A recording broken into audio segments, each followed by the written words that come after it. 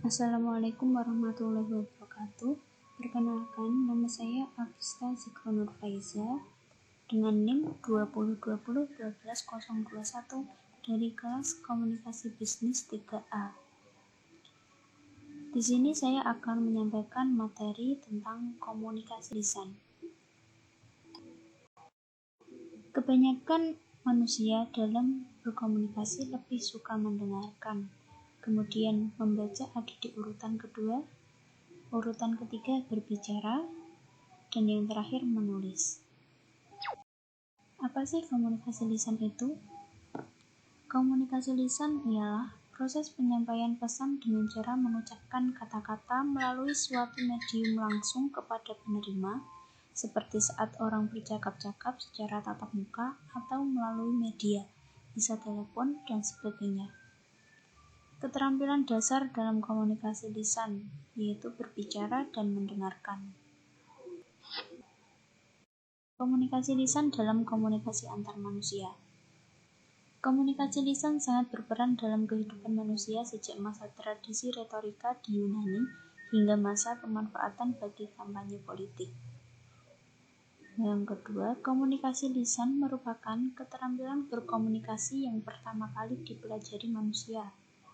Ketiga, komunikasi lisan merupakan era paling awal komunikasi antar manusia setelah era isyarat dan lambang. Berbicara efektif. Pembicaraan harus dapat didengar dan dipahami dengan baik dan benar maknanya oleh penerima.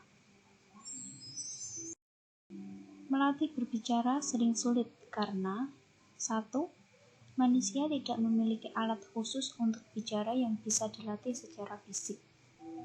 Yang kedua, kata-kata yang dilontarkan langsung hilang di udara.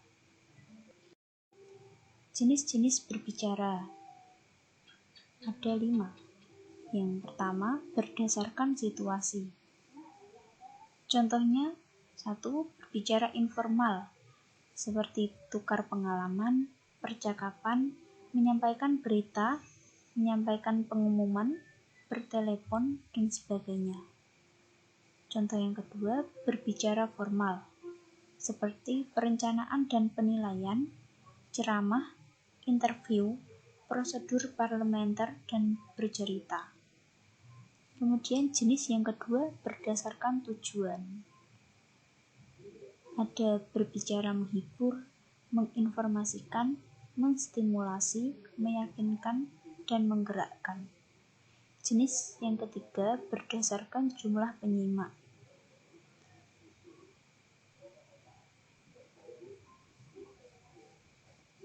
Misalnya seperti berbicara antar pribadi atau empat mata, berbicara dalam kelompok kecil, berbicara dalam kelompok besar atau massa.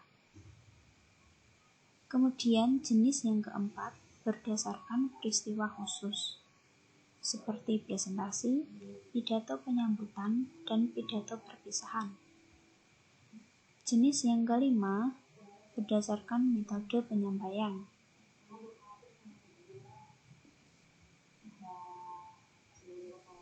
Yang pertama, penyampaian secara mendadak atau impromptu, yaitu tanpa rencana harus berbicara di depan suatu forum, mungkin karena menggantikan pembicara yang tidak datang atau karena alasan lain.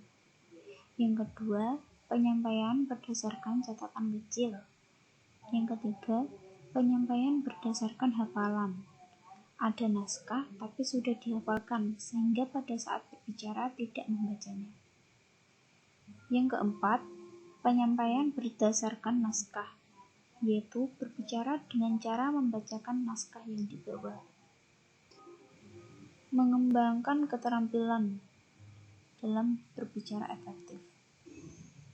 Berbicara memerlukan keterampilan khusus, perlu latihan, terutama yang pertama, mengkode materi ke dalam kata-kata lisan. Kedua, mengembangkan empati terhadap pendengar. Ketiga, menyampaikannya dengan benar dan sesuai. Adapun teknik berbicara efektif. 1. Bahasa. Bahasa yang digunakan harus efektif, tata bahasa benar, dan kosakata bervariasi. 2. Materi jelas, sesuai, dikenal, minat, terasosiasikan. 3. Cara atau gaya bicara, seperti pengucapan, penampilan, dan gerak-gerik. 4. Penampilan berbicara, seperti postur tubuh, pakaian dan perhiasan, dan gerak-gerik. 5. Hubungan dengan pendengar, bisa mengenal, melibatkan, tidak mendominasi, menghargai, dan sebagainya. 6. Suasana pembicaraan. Suasana pembicaraan bisa membangun keakraban sesuai tujuan atau sesuai lingkungan. Mendengarkan. Mendengarkan melibatkan 4 unsur. Yang pertama, mendengar, yaitu penerimaan rangsangan pendengaran atau aural stimuli. Yang kedua, perhatian, yaitu memperhatikan rangsangan tertentu, mengabaikan rangsangan lainnya. Ketiga, memahami, yaitu pemberian makna pada yang didengar. Keempat, mengingat, yaitu menyimpan informasi untuk diperoleh kembali. Jenis-jenis mendengarkan. Pertama, ada mendengarkan yang menyenangkan, yaitu ketika bercakap-cakap, bercanda, mendengarkan hiburan di radio dan nonton TV, dan sebagainya. Yang kedua, mendengarkan secara diskriminatif, yaitu fokus mencari informasi-informasi tertentu, misalnya saat kuliah. Yang ketiga, mendengarkan secara kritis, yaitu sambil aktif menelisik, mengevaluasi, mencari benar salahnya, kekuatan kelemahannya, misalnya dalam sidang pengadilan. Yang keempat, mendengarkan dengan empati, yaitu mendengarkan yang tersirat, ikut merasakan emosi pembicara seperti saat mendengarkan keluh kesah teman. Hambatan mendengarkan. 1.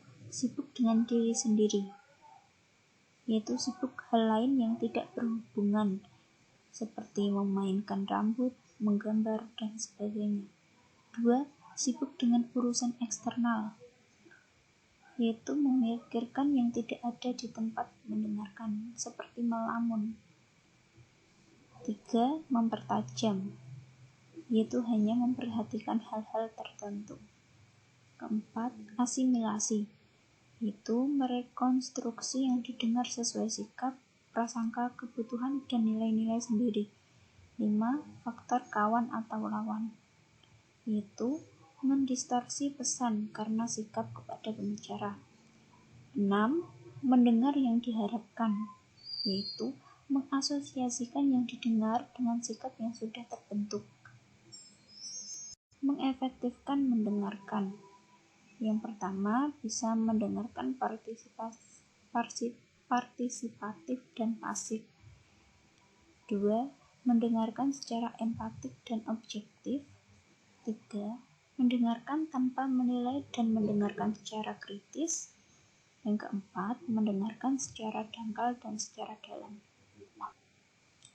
Demikian materi komunikasi lisan yang dapat saya sampaikan. Jika ada kesalahan kata, mohon dimaafkan. Semoga bermanfaat. Terima kasih. Wassalamualaikum warahmatullahi wabarakatuh.